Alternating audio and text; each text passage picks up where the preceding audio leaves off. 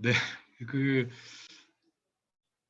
BGG 16 같은 경우에는 모형이 굉장히 이제 심플하죠. 전체적인 콜랩도 그런가요? 그 전체적인 구조는 좀 심플한데 파라미터의 수가 굉장히 많은, 어떻게 보면 굉장히 헤비한 모형이거든요.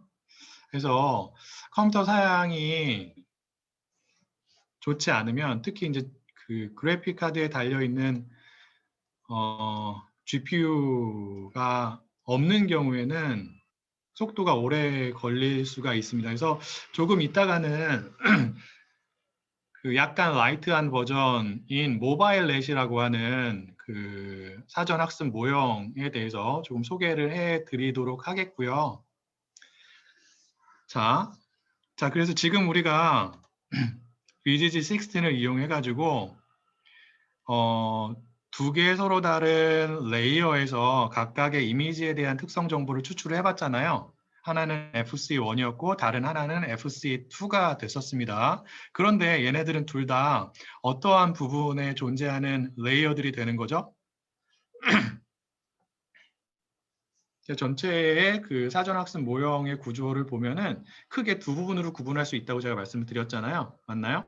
그래서 컨볼루션 부분이 있고 탑 부분이 있다라고 말씀을 드렸고, 지금까지 저희가 살펴본 방법은 무엇이냐면 BGG 16이 갖는 탑 부분에 존재하는 첫 번째 댄스 레이어와 두 번째 댄스 레이어, 첫 번째 댄스 레이어는 FC1이고요. 두 번째 댄스 레이어는 FC2가 되는 거죠. 그래서 각각의 댄스 레이어에서 출력하는 4096개라고 하는 특성 정보를 이용을 해가지고 걔네들을 독립변수로 이용해서 거기에 이제 전통적인 기계학습 분류 모형인 로지스틱 등을 적용시켜 본 거고요. 자, 그러면 여러분들이 또 트라이를 한번 해봐야 되는 게, 혹은 궁금해 해야 되는 게 무엇이냐면, 그러면 탑 부분에 있는 레이어에서 출력하는 값을 특성 정보로 사용을 하는 게 아니라 어떠한 부분에서 출력하는 값을 컨볼루션 부분에서 출력하는 값을 각각의 이미지에 대한 특성 정보로 활용할 수 있는가, 혹은 활용하려면 어떻게 해야 하는가, 이런 것에 대해서 약간 궁금점을 가지셔야 되는 거죠.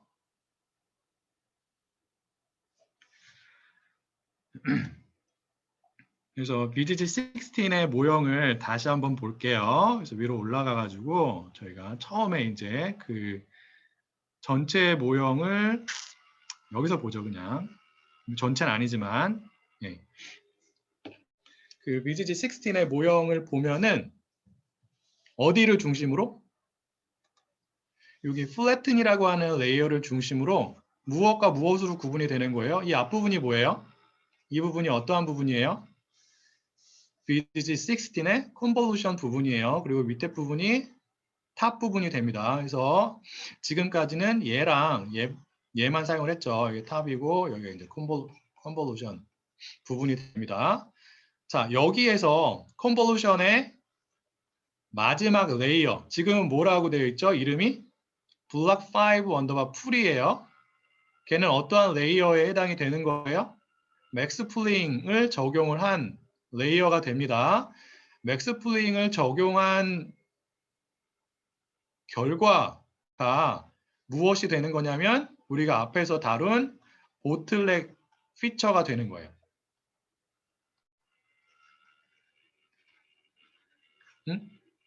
왜? 컨볼루션 부분의 마지막 레이어, 맥스 풀링 툴이라고 하는 레이어죠. 얘가 출력하는 값이 되기 때문에 그렇습니다. 자, 얘를 각각의 이미지에 대한 피처 정보로, 즉 독립변수 정보로 해가지고 여기에 로지스틱 회귀 모형과 같은 전통적인 기계학습 분류 모형을 적용할 수도 있어요. 맞나요? 그렇겠죠. 그러니까 제가 지금 질문을 던지고 있겠죠. 자, 그런데 여러분들이 한 가지 그 유념하셔야 되는 게 무엇이냐면 FC1 레이어와 FC2 레이어가 출력하는 값의 형태를 볼게요. 얘는 4096이에요. 1차원 형태일까요? 2차원 형태일까요? 3차원 형태일까요? 이 4096개의 값들이 어떠한 식으로 배열이 되어 있을까요? 이 값만 보시고서 여러분들이 확인하실 수 있어야 됩니다. 1차원 행렬 혹은 1차원 벡터예요. 그렇기 때문에 얘를 직접적으로 이용해서 우리가 로지스틱 회귀 모형과 같은 전통적인 기계학습 분류 모형을 사용을 할 수가 있었던 거예요. 그런데 보틀렉 피처를 출력하는 컨볼루션 부분의 마지막에 존재하는 요 블록 5 풀이라고 하는 층이 출력하는 결과물은 어떻게 되냐면 얘죠. 그 결과물의 형태가 이렇게 되는 거예요. 얘는 몇 차원 데이터예요? 3차원 데이터예요. 3차원 데이터는 어디에 직접적으로 입력이 될 수가 없냐면 전통적인 기계학습 모형에 직접적으로 입력이 될 수가 없어요. 그럼 이 3차원 데이터를 몇 차원으로 변경을 일단 해줘야 돼요. 전통적인 기계학습 모형을 사용하기 위해서. 몇 차원으로 만들어야 돼요? 1차원으로 만들어야 돼요. 1차원으로 만들기 위한 가장 간단한 방법은 뭐예요? 어떠한 펑션을 사용하는 방법이에요? 기억이 나세요? 리사이즈 펑션을 사용하시면 돼요. 혹은 뭐 리쉐이브 사용하셔도 되고요. 자, 그런데 얘를 그냥 형태만 1차원으로 바꾸게 되면 몇 개의 원소들이 몇 개의 값들이 존재하게 될까요? 몇 곱하기 몇 곱하기 몇이 되는 거예요? 7 곱하기 7 곱하기 512가 됩니다. 굉장히 큰 수예요. 너무 많은 독립변수 정보라고 생각할 수 있다고요. 기계학습 알고리즘이 핸들링 하기에는. 그래서 보통 어떠한 방법을 사용을 하냐면 여기에 또 다른 레이어를 하나를 더 추가합니다. 그게 뭐냐면 글로벌 풀링이라고 하는 레이어예요. 풀링을 한 번 더 하는 거예요. 데이터를 축소를 한 번 더 하는 거죠. 풀링이 데이터를 축소하는 역할을 한다고 제가 말씀을 드렸죠. 왜 여러 개의 값들 중에서 하나만 추출을 하기 때문에 그래요. 근데 여기서는 이제 글로벌 풀링이라고 하는 방법을 쓰는데 글로벌 풀링이 무엇이냐면 자, 요 7 곱하기 7 곱하기 512를 제가 한번 그려볼게요.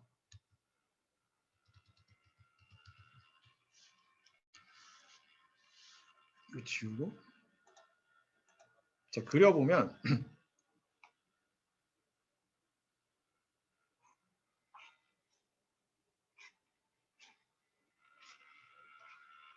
이러한 형태의 3차원 데이터라고 생각하실 수 있어요. 그래서 여기가 7이 되고 여기가 7이 되고 여기 뎁스가 얼마인 형태냐면 512가 되는 거죠. 자, 글로벌 풀링은 뭐냐면 이 각각의 뎁스에 해당하는 이 부분 있죠. 첫 번째 뎁스에 해당하는 부분이 있을 테고 이렇게 그리고 두 번째 부분에 해당하는 뎁스가 있을 거예요. 각각의 뎁스에 해당하는 전체 7 곱하기 7 2차원 행렬 부분에 필터를 하나를 적용합니다. 크기 얼마인? 7 곱하기 7인. 그래서 각각의 뎁스에서 몇 개의 값만 추출을 하는 거예요.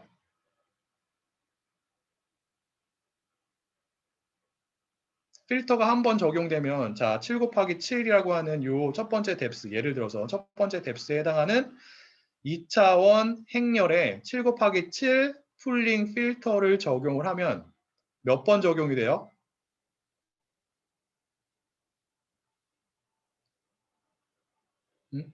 필터가 적용이 되는 데이터의 크기 7 곱하기 7과 필터의 크기가 동일하죠. 7 곱하기 7 필터를 적용한다라고 제가 말씀을 드렸어요. 한 번만 추출을 한다고요. 그런 의미에서 이러한 풀링을 뭐라고 불러요? 어떠한 풀링? 어떠한 풀링? 글로벌 풀링이라고 합니다. 자, 글로벌 풀링의 방법에도 두 가지가 있겠죠. 크게. 어떠한 풀링과 어떠한 글로벌 풀링이 있을까요? 이 전체의 값들 중에서 7 곱하기 7이기 때문에 49개의 값들이 있겠죠. 49개의 값들 중에서 제일 큰 값을 추출하는 방법이 있을 테고요. 그리고 평균 값을 추출하는 방법이 있습니다. 맞습니다. 글로벌 맥스 풀링이 있고 글로벌 에버리지 풀링이 있습니다.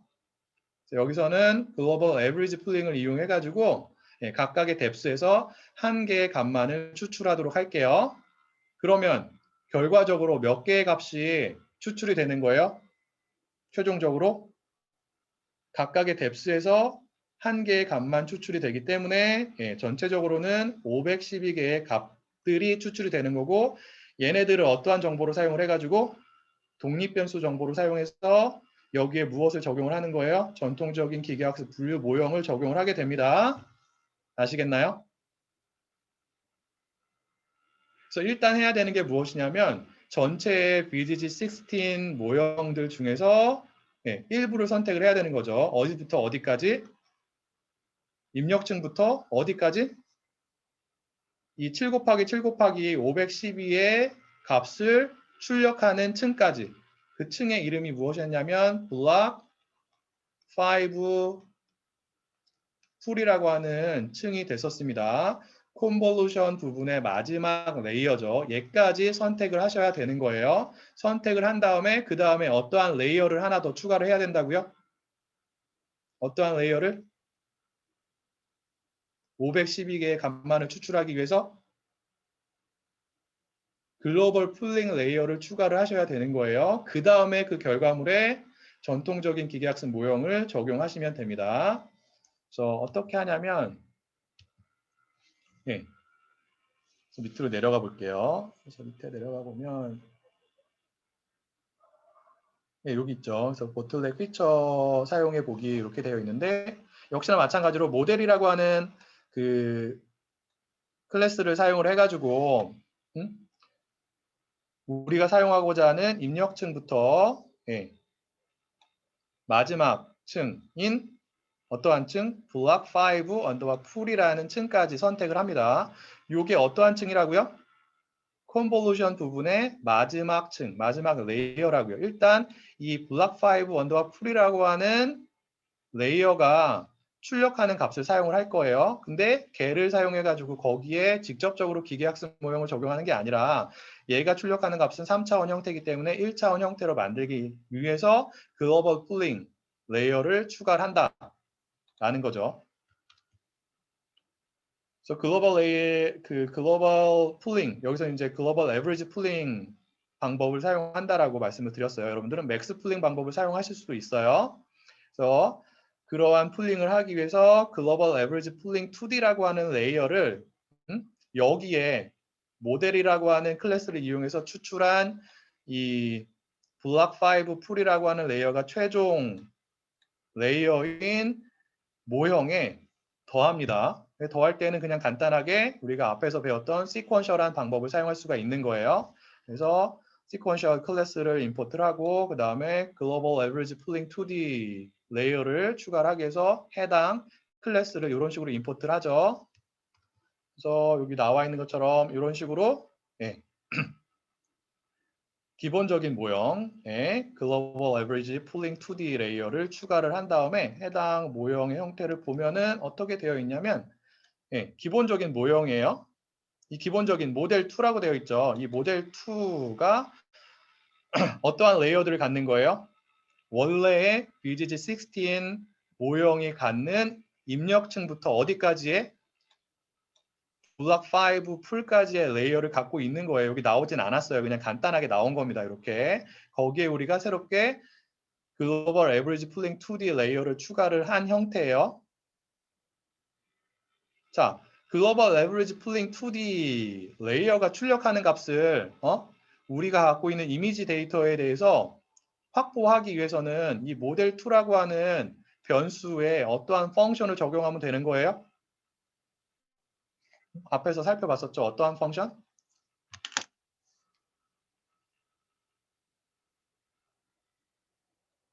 프리딕트 펑션을 사용하시면 되고, 그리고 우리가 준비한 데이터를 255로 나눠서 해당 펑션의 인자로 전달하시면 됩니다. 이건 똑같아요. 맞나요?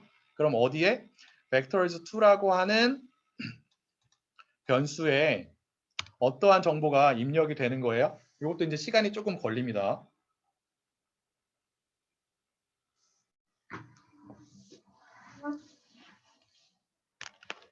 근데 요거는 그 댄스 레이어가 포함이 안 되어 있기 때문에 시간이 더 적게 걸려요. 저는 벌써 끝났죠. 그래서 vectors 2라고 하는 변수의 쉐입을 보면 몇 콤마 몇일까요? 우리가 갖고 있는 정답 데이터에 존재하는 이미지의 수가 2000장이라고 제가 말씀드렸죠. 그리고 각각의 이미지가 지금 몇 개의 값으로 표현이 된 거예요? average pooling, 글로벌 average pooling 레이어가 출력하는 값의 수가 512개이기 때문에 각각의 이미지가 512개의 값으로 표현이 되어 있는 겁니다. 그래서 vectors 2D의 쉐입을 보면 몇 콤마 몇? 2000, 512가 나와야 해요.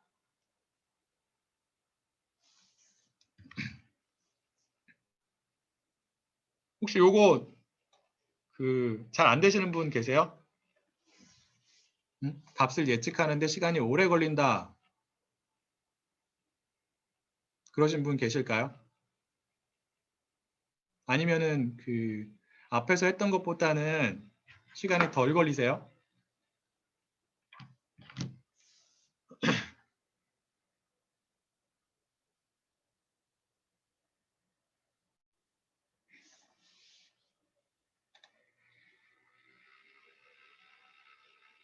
나머지 과정은 동일합니다. 정답 데이터를 독립변수 정보는 지금 vectors2라고 하는 변수에 저장이 되어 있는 거고, 그 다음에 종속 변수에 대한 아직 돌아가고 있군요. 네. 종속 변수에 대한 정보는 labels라고 하는 변수 안에 저장이 되어 있어서 정답 데이터를 학습 데이터와 평가 데이터로 train underbar test underbar split이라고 하는 펑션을 사용해서 구분을 하고요. 그 다음에 이런 식으로 로지스틱 리그레션이라고 하는 클래스의 생성자 함수를 이용을 해가지고 객체를 만들고 학습 데이터에 대해서 fit 펑션을 가지고 학습을 한 다음에 그 결과를 score 펑션을 가지고 평가 데이터에 대해서 평가를 해서 성능이 어떻게 되는지를 확인해 보실 수 있어요. 이거를 다 돌리신 다음에 여러분들이 최종적으로 비교를 하셔야 되는 게 뭐냐면 FC1에서 출력하는 값을 피처 정보로 이용을 해가지고 로지스틱 회귀 모형을 적용한 결과랑 그 다음에 FC2라고 하는 또 다른 탑 부분에 있는 댄스 레이어가 출력하는 값들을 피처 정보로 이용해서 독립변수 정보로 이용해서 로지스틱 회귀 모형을 적용한 결과랑 그 다음에 지금 우리가 한 것처럼 그 컨볼루션 부분에 존재하는 마지막 레이어가 출력하는 값을 사용을 해가지고 로지스틱 회귀 모형을 적용했을 때의 결과가 어떻게 다른지를 비교해 보시는 게 필요합니다. 자, 여러 개의 피처 정보들을 사용을 해보고, 즉 FC1에서 출력하는 값도 사용을 해보고, FC2에서 출력하는 값도 사용을 해보고, 그 다음에 컨볼루션 부분의 마지막 레이어가 출력하는 값도 사용을 해본 다음에 여러분들은 최종적으로 어떠한 값을 사용하시면 돼요? 모형의 성능이 제일 좋게 나오는 결과물을 사용하시면 됩니다. 다시 한번 말씀드리지만 기계학습이나 딥러닝은 정답이 정해져 있지 않은 경우가 대부분이에요. 그래서 여러 가지 옵션이 있는 경우에 어떠한 옵션을 내가 가지고 있는 문제를 풀기 위해서 혹은 내가 가지고 있는 데이터를 분석하기 위해서 적용을 해야 되느냐를 미리 고민하실 필요가 없다고요. 미리 선택하실 필요가 없다고. 선택할 수도 없고 여러분들은 어떠한 방법을 써야 되냐면 여러 가지 옵션들을 다 적용을 해본 다음에 그 중에서 가장 좋은 성능을 나타내는 옵션을 최종적으로 선택하시면 되는 거예요. 근데 아직도 이거 돌아가고 있나요? 혹시? 김지인 수강생분 아직 결과가 안 나왔어요? 프리딕트 펑션의 결과물이 아직 안 나왔나요?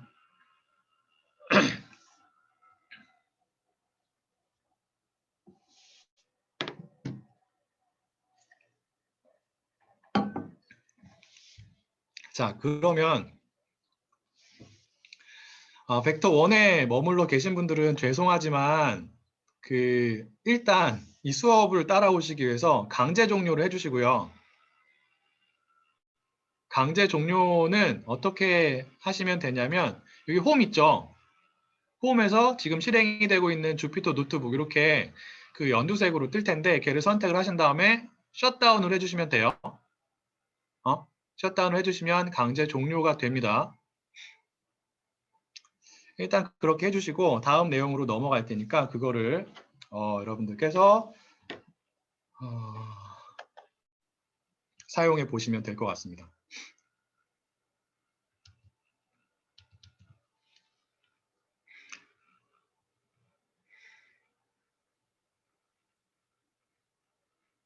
자, 이번에는 트랜스퍼 러닝의 두 번째 방법을 설명을 드릴 텐데, 자, 트랜스퍼 러닝은 다시 한번 말씀드리지만 사전학습 모형의 일부를 변경을 해가지고 사용을 하는 방법, 즉 일부만 재사용을 하는 방법이라고 제가 말씀을 드렸고, 첫 번째 방법으로 소개를 시켜드린 게 앞에서 살펴본 신경망과 그 다음에 전통적인 기계학습 모형을 컴바인을 해가지고 신경망 모형을, 즉 사전학습 신경망 모형을 무엇으로 사용을 하는 거냐면 피처를 추출하기 위한 툴로 사용을 하는 거죠. 그래서 각각의 이미지에 대해서 피처 정보를 사전학습 모형을 가지고 추출을 한 다음에 거기에 전통적인 기계학습 분류 모형을 적용을 해서 이미지를 분류하는 방법이 첫 번째 방법이었고, 두 번째 방법, 지금 설명을 드리고자 하는 방법은 여기 나와 있는 것처럼 기존 모형의 일부 층을 제거를 합니다. 그리고 새로운 층을 추가하여 우리가 갖고 있는 이미지를 분류하는 방법이 되는데, 보통 어떠한 부분, 사전학습 모형이 갖고 있는 어떠한 부분을 제거를 하고 새로운 레이어를 추가하게 되냐면 여기 나와 있는 것처럼 탑 부분을 제거를 합니다. 자, 그래서 보면은 이 부분이 원래 사전학습 모형이 갖는 전체의 구조가 되는데 거기에서 어떠한 부분을 제거를 한다고요? 탑 부분. 탑 부분에 있는 레이어들을 제거를 하는 거죠. 그래서 댄스 레이어들을 제거하신다고 생각하시면 돼요. 제거한다고. 거기에 이제 새로운 레이어들을 추가를 하는 겁니다. 그래서 이 부분, 컨볼루션 부분을 그대로 사용을 하는 거죠. 맞나요?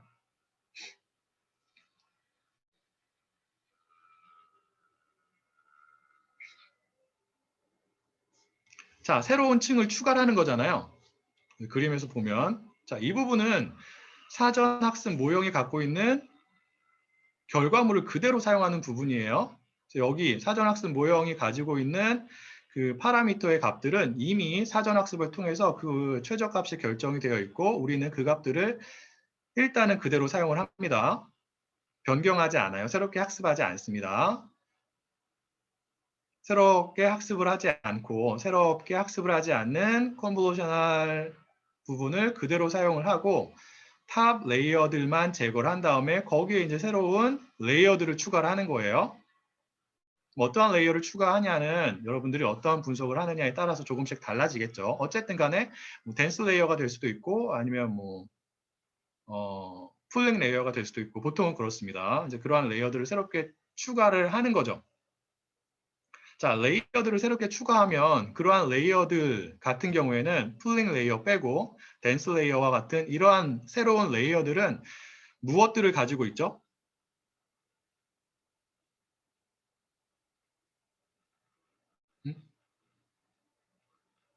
전통적인 기계학습 모형을 사용하는 경우랑 마찬가지로 새로운 레이어들도 무엇을 가지고 있어요?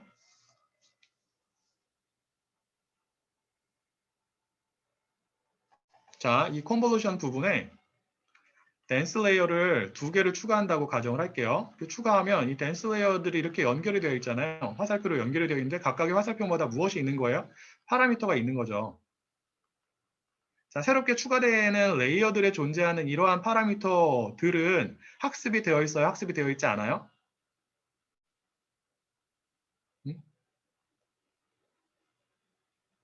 학습이 안 되어 있어요. 학습을 해야 된다고요. 자, 파라미터를 학습을 하려면 역시나 마찬가지로 어떠한 데이터가 준비되어 있어야 되는 거예요?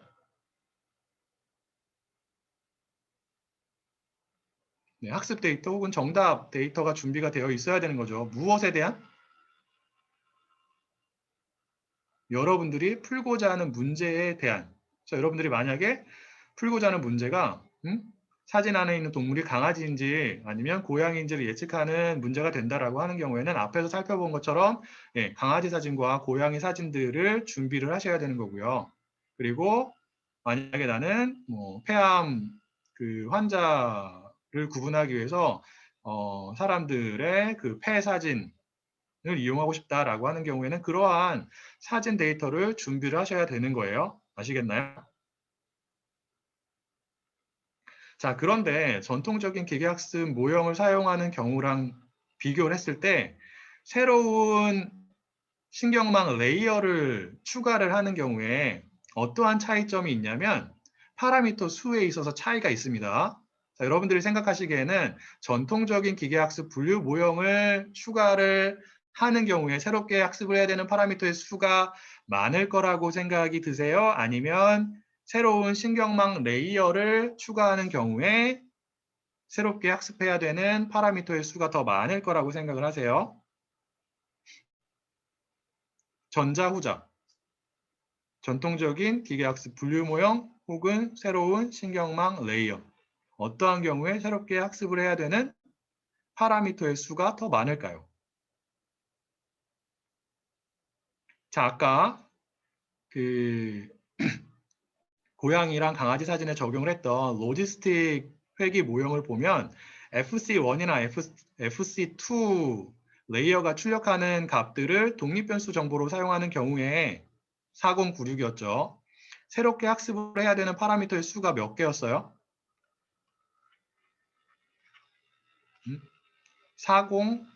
4097이었어요.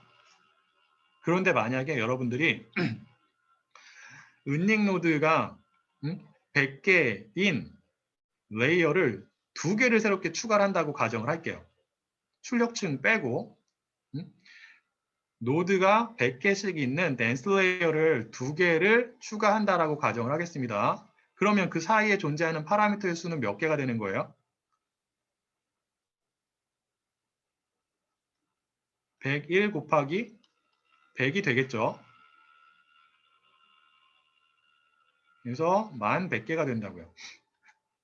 보시면 알겠지만 일반적으로 컨볼루셔널한 부분에 새로운 신경망 레이어를 추가할 때 존재하는 파라미터의 수가 훨씬 더 많습니다. 전통적인 기계학습 모형을 사용할 때보다. 자, 그러면 우리가 그러한 여러 개의 파라미터의 값들을 제대로 학습을 하기 위해서, 계산을 하기 위해서는 무엇의 양도 많아야 할까요? 파라미터의 수가 많아지면 파라미터의 값을 제대로 계산하기 위해서 무엇의 양이 따라서 많아져야 되는 거예요? 학습 데이터의 양이 많아져야 한다고요. 많은 양의 학습 데이터를 준비를 해야 됩니다. 근데 그게 쉽다고요? 쉽지 않다고요? 쉽지 않다고요. 자, 그러면 이미지 분석에서는 어떠한 방법을 사용을 하느냐? 학습 데이터의 양을 증가를 시켜야 되는 거잖아요. 증가시키는 방법에는 크게 두 가지가 있습니다. 첫 번째는 뭐예요? 정답 데이터를 더 준비를 하는 거죠. 근데 이 방법은 쉽다고요? 쉽지 않다고요? 어렵다고요. 그래서 이 방법이 좋긴 하지만 이 방법은 어렵기 때문에 그렇게 많이 쓰이지는 않고요. 더 많이 일반적으로 사용이 되는 방법이 이거예요. 우리가 이미 준비한 정답 데이터를 가지고 정답 데이터의 양을 증가를 시킵니다. 그러한 방법을 오그멘테이션이라고 불러요. 여기서는 기존에 있는 이미지 데이터를 어떻게 오그먼트 할 수 있는지, 데이터의 양을 어떻게 증가시킬 수 있는지를 설명을 드리도록 할게요. 이제 그러한 방법을 우리가 데이터 오그멘테이션이라고 합니다. 별게 아니에요. 원래 사진이 있죠. 원래 사진이 있으면 얘를 어떤 식으로 약간씩 변형을 시켜가지고 다른 사진으로 만드는 거예요. 그러면 컴퓨터가 인식하기에는 약간 변형을 시켰음에도 불구하고 다른 사진으로 간주를 하기 때문에 다른 관측치가 생성이 되는 겁니다. 그래서 정답 데이터에 존재하는 관측치, 즉 이미지의 수를 증가를 시킬 수 있는 거예요. 그러한 방법이 뭐라고요? 데이터 데이터 뭐? 데이터 오그멘테이션이 되는 거예요. 자, 그러면 어떻게 원래 이미지를 변형을 시킬까? 굉장히 여러 가지 방법이 있죠. 대표적인 방법이 이러한 방법이 있습니다. 로테이션, 회전을 시켜주는 거예요.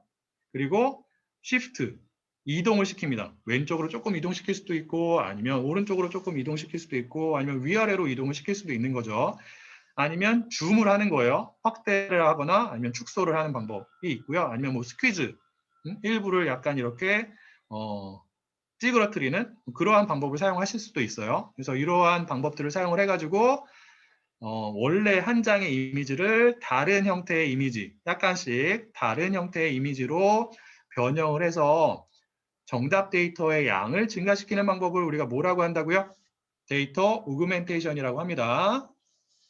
자, 어떻게 오그멘트를 할 수 있는지 구체적인 예를 사진을 보면서 한번 설명을 드리도록 할게요.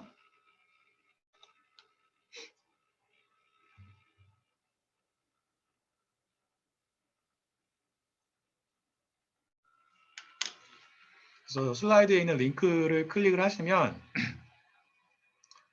이 웹페이지가 나오는데 이게 원래 이미지예요. 그래서 얘를 변형을 시킨다고요. 데이터의 양을 증가를 시키기 위해서. 그래서 로테이션. 자, 이렇게 오른쪽으로 조금 돌리고 왼쪽으로 조금 돌리고 더 돌릴 수도 있고 뭐 이런 거예요. 이게 첫 번째 이제 변형하는 방법이고, 그 다음에 그 시프트 이동을 시키는 방법. 그 다음에 이거 이제 그 양 옆으로 이동을 시키는 거고, 요거는 하이트 시프팅이라고 해가지고 위아래로 이동을 시키는 거예요. 그 다음에 밝기를 조정할 수도 있고요. 그리고 그 찌그러뜨리는 방법. 이걸 이제 쉬어, 뭐 인텐시티 뭐 이러한 이름으로 그 표현이 되긴 하는데 사진을 찌그러뜨리는 방법을 이용해가지고 사진을 변형시키기도 합니다. 줌을 할 수도 있고요. 그래서 확대나 축소를 할 수도 있는 거죠. 그래서 이러한 방법들을 사용해가지고 하나의 원래 이미지를 굉장히 다양한 다른 형태로 변형을 시켜서 데이터의 양을 증가를 시키는 거죠. 이렇게 해도 컴퓨터의 입장에서는 얘네들을 동일한 이미지로 간주를 한다고요? 아니면 다른 이미지로 간주를 한다고요?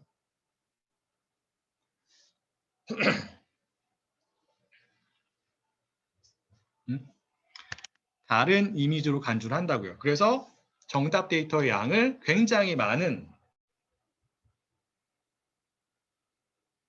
많게 증가를 시킬 수 있는 거예요.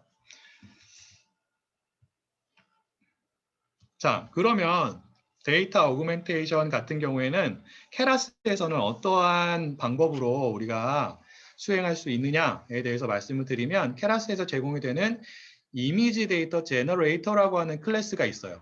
얘를 사용하면 굉장히 쉽게 지금 제가 말씀드린 여러 가지 방법을 사용을 해가지고 데이터 오그멘테이션을 수행할 수가 있습니다. 그래서 지금 이제 예를 보여드리고 있는데, 자, 여기에 그 이미지 데이터 제너레이터라고 하는 클래스를 사용하기 위해서 생성자 함수를 가지고 일단 객체를 만들어야 되는 거죠. 그래서 그 생성자 함수를 보시면 여기 보면은 여러 가지 파라미터가 있어요. 그래서 로테이션 레인지, 그다음에 width shift range, height shift range, 그다음에 zoom range 이런 것들이 있는데 이게 뭐예요?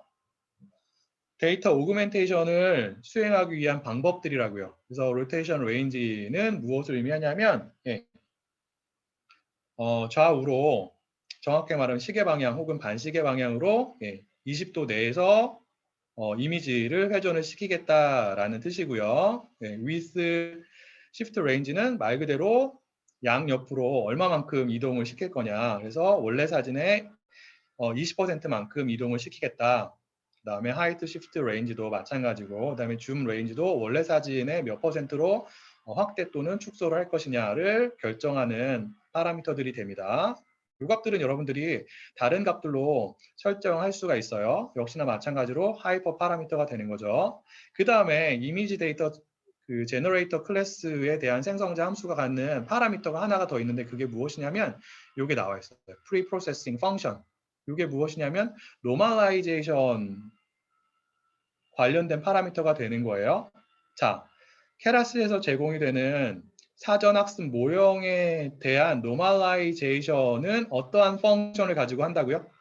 기억나세요? 제가 어제 그제 말씀을 드렸죠. 어떠한 펑션을 가지고 사전 학습 모형마다 정해져 있는 노멀라이제이션 과정을 수행한다라고 제가 말씀을 드렸냐 하면 여기 나와 있는 프리프로세스 인풋이라고 하는 펑션을 사용을 한다라고 말씀을 드렸죠. 그래서 이 이미지 데이터 제너레이터라고 하는 생성자 함수가 갖는 어떠한 파라미터 프리프로세싱 언더바 펑션이라고 하는 파라미터의 값으로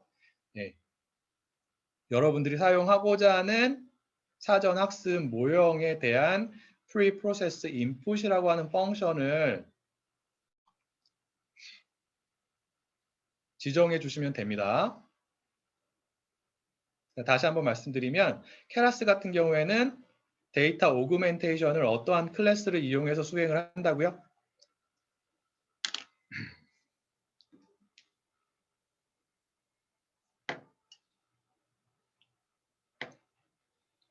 여기 나와 있는 이미지 데이터 제너레이터라고 하는 클래스를 사용을 합니다. 자, 그리고 데이터 오그멘테이션을 왜 수행을 한다고요? 무엇의 양을 증가시키기 위해서?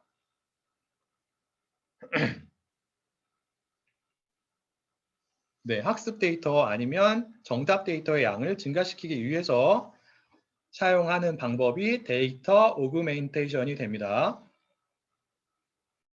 자, 이미지 데이터 제너레이터를 사용을 해가지고 여러분들이 데이터를 처리하기 위해서는 정답이 있는 데이터를 어떠한 식으로 저장을 해야 되냐면 이런 식으로 저장을 해주셔야 돼요.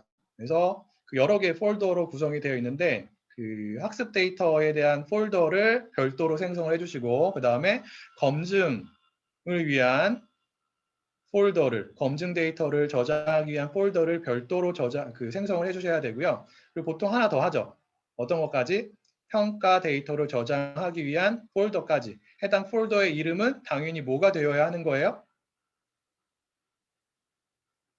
테스트 폴더가 되어야 하는 거죠. 그리고 각각의 폴더 안에 여러분들이 준비한 이미지 데이터를 무엇에 따라서 이미지 데이터가 갖는 종속 변수의 값에 따라서 다른 폴더에 저장을 해주십니다. 그래서 지금은 어떠한 예를 보여주고 있는 거냐면 우리가 맞히고자 하는 종속 변수의 값이 취할 수 있는 값이 두 개인 경우에 뭐랑 뭐인 경우에요? 캣과 독인 경우에 우리가 폴더를 이렇게 생성을 할 수가 있는 겁니다. 자, 여러분들께서는 일단 어떠한 데이터를 사용을 하시냐면 제가 전달을 해드린 파일 중에서 cat 언더바 and 언더바 dogs 언더바 small이라고 하는 zip 파일이 있습니다. 앞에서 사용을 했던 cat 언더바 dogs 파일이 아니에요. 다른 파일입니다. 그래서 이미지 데이터 제너레이터 클래스를 어떻게 사용하는지를 설명드리기 위해서 제가 전달을 해드린 파일이 요 파일이 되는 거예요. cat and dogs small zip 파일. 그래서 얘를 압축을 푸시면 어떠한 형태로 폴더들이 구성이 되어 있는지를 확인하실 수가 있는데 잠시만요.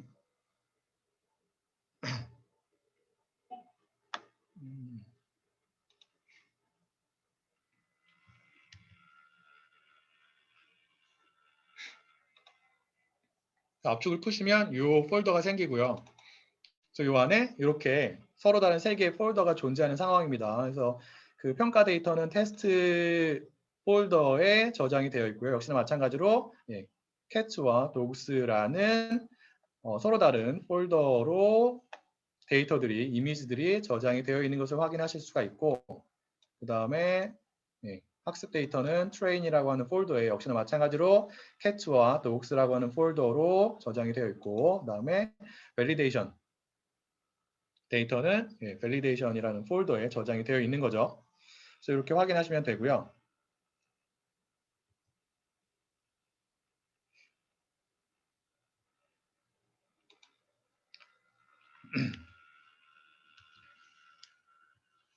그 다음에 이제 직접 코드를 보여드릴 텐데 시간이 애매하네요. 시간이 거의 다 끝났는데 간략하게 우리가 어떠한 코드를 사용할 수 있는지를 보여드리고 5분만 더 사용을 할게요. 죄송합니다. 오늘 수업을 마치도록 할 텐데 여기서는 이 두 번째 거를 사용하도록 하겠습니다. 원래는 얘를 가지고 설명을 드릴 예정이었는데 이게 이제 그 헤비한 모형이다 보니까 일반적인 컴퓨터에서는 속도가 굉장히 느린 그 문제점이 있어서 좀 더 라이트한 버전인 모바일 넷이라고 하는 또 다른 그 사전학습 모형을 사용을 해가지고 지금 제가 설명드리고 있는 두 번째 방법이죠. 트랜스퍼 러닝의 두 번째 방법. 어떠한 방법이에요? 탑 레이어를 제거를 하고 사전학습 모형이 갖는 그 전체 레이어들 중에서 탑 레이어를 제거를 하고 거기에 이제 새로운 레이어를 추가를 한 다음에 새로운 레이어들이 갖는 파라미터를 학습을 해가지고 우리가 준비한 데이터의 종속 변수를 예측하는 작업을 수행해 보도록 하겠습니다. 관련된 코드가 이 두 번째 파일에 저장이 되어 있는 거예요. 그래서 이 파일을 여러분들께서 참고하시면 되고요. 그 파일을 간략하게 보고 시간이 많지 않아서 오늘은 좀 빠르게 설명을 드릴 거고 내일 다시 한번 설명을 드리도록 하겠습니다. 그 파일을 보면 얘죠.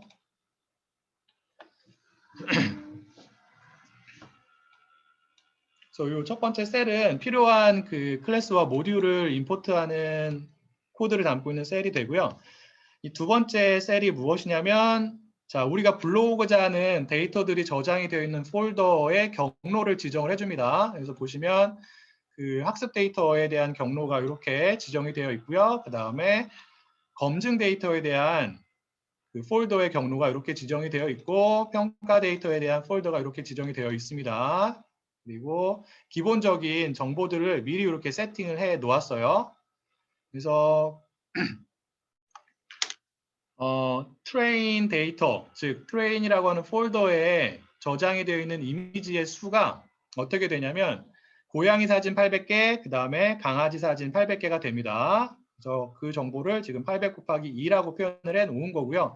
검증 데이터 셋을 저장하고 있는 이 밸리데이션 폴더에는 몇 장의 사진들이 저장이 되어 있냐면 고양이 사진과 강아지 사진이 각각 400장씩 저장이 되어 있어서 이렇게 지정을 한 거고, 그리고 우리가 지금 예측하고자 하는 종속 변수가 취하는 값의 수가 두 가지가 되는 거죠. 고양이와 강아지 두 가지가 되기 때문에 number of classes를 2라고 설정을 한 거고, 그 다음에 모바일 넷 같은 경우에도 기본적으로 입력을 받는 이미지의 크기가 어떻게 되냐면 224 곱하기 224가 됩니다. 그래서 걔를 설정을 해 놓은 거고, 그리고 이제 경사광법을 사용을 할 때 미니 배치 방법을 사용을 하게 되는데 한번 그 업데이트를 할 때 64개의 이미지를 사용해서 업데이트를 하겠다라고 하는 부분이고요. 그다음에 요 밑에 있는 부분이 아까 제가 그 슬라이드에서 설명을 드린 이미지 데이터 제너레이터 클래스를 사용하는 부분이에요.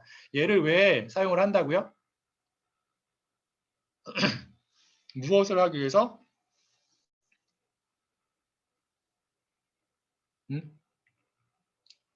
데이터 양을 증가시키기 위해서 사용을 한다라고 제가 말씀을 드렸어요. 자, 데이터의 양은 자, 지금 우리가 준비한 데이터 셋이 크게 이제 세 가지로 구분이 되는 거잖아요. 학습 데이터, 검증 데이터, 평가 데이터 이렇게 세 가지의 서로 다른 셋으로 구분이 되는데 어떠한 데이터에 대해서만 우리가 데이터 오그멘테이션을 수행을 해야 될까요? 무엇의 양만 증가시키면 돼요? 학습 데이터의 양만 증가시키면 돼요. 아시겠죠? 그래서 학습 데이터의 양만 증가시키기 위해서 그 데이터 오그멘테이션 관련된 파라미터의 값들이 이렇게 설정이 되어 있는 그 생성자를 이용해서 이러한 객체 학습 데이터를 불러올 때 얘를 쓴다는 뜻입니다. 그래서 얘를 가지고 학습 데이터를 불러오면 이 방법, 우리가 지정한 이러한 방법들을 사용을 해가지고 데이터 오그멘테이션이 수행이 돼요. 아시겠죠? 하지만 검증 데이터나 평가 데이터는 오그멘테이션을 하면 안 된다라고 말씀을 드렸어요. 그래서 이 두 번째 이미지 데이터 제너레이터 클래스의 생성자 함수를 보시면 그 데이터 오그멘테이션 관련된 파라미터의 값들이 지정이 안 되어 있죠. 그래서 얘를 이용해 가지고 일단은 검증 데이터를 불러올 겁니다. 그러면 검증 데이터를 오그멘테이션 없이 그대로 불러오는 거예요. 무엇만 수행하고 얘가 어떠한 역할을 하는 파라미터라고 제가 말씀을 드렸어요. 어떠한 작업? 노멀라이제이션 작업에 의해서 노멀라이제이션만 얘는 수행을 하는 거예요. 검증 데이터에 대해서는 학습 데이터는 노멀라이제이션 플러스 오그멘테이션을 수행을 하는 겁니다. 그래서 얘를 실행을 하고 여기는 이제 데이터를 불러오는 거예요. 데이터를 그래서 학습 데이터를 이 앞에서 우리가 생성을 한 이미지 데이터 제너레이터 클래스의 객체를 가지고 학습 데이터를 이렇게 불러오는 거죠. 어디에서? 트레인 데이터 dir 여기 어떠한 값이 저장이 되어 있냐면 학습 데이터가 저장이 되어 있는 폴더의 경로가 거기에 저장이 되어 있어요. 그래서 그 경로에 있는 데이터를 불러오는 겁니다. 그리고 얘를 이용해서 검증 데이터를 불러오는 거죠. 그래서 불러온 다음에 자 그러면 학습 데이터에 1600개의 이미지가 있는 거고요. 800 곱하기 2라고 제가 말씀을 드렸고 그리고 검증 데이터에 800개의 이미지가 있는 거죠. 400 곱하기 2가 되는 거예요. 그 다음에 여기서는 모바일넷을 사용을 합니다. 모바일넷을 사용을 하고 모바일넷 구조는 이렇게 보시면 되고요.